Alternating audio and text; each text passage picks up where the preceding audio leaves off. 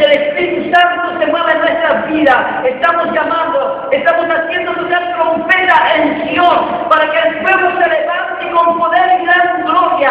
Declaramos que hay un pueblo que se determina en esta nación, en esta ciudad, Señor, para tu gloria. Declaramos legiones de ángeles, millones y millones de ángeles cubriendo las naciones de la tierra, en el nombre de Jesucristo de Nazaret. Si alguien en esta hora hubiera venido con alguna falencia física, lo declaramos, Señor, que tú estás moviéndote en este pueblo, atados y rechazados en el nombre de Jesucristo de Nazaret, para la gloria y honra de Dios Padre Todopoderoso. Todo espíritu inmundo contrario a la palabra del Señor, lo atamos y estamos fuerte, en el nombre de Jesucristo, para la gloria y honra de Dios Padre Todopoderoso. Amén, amén y amén.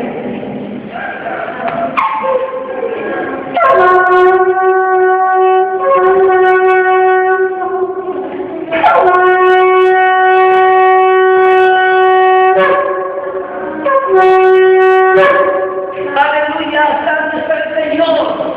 Bendito y alabado sea tu nombre, Señor, para siempre. Tu misericordia, Padre amado, en el nombre de Jesucristo declaramos el fuego, el calor, la visitación, Señor, en esta noche, en esta tarde, la visitación de tu presencia santa y poderosa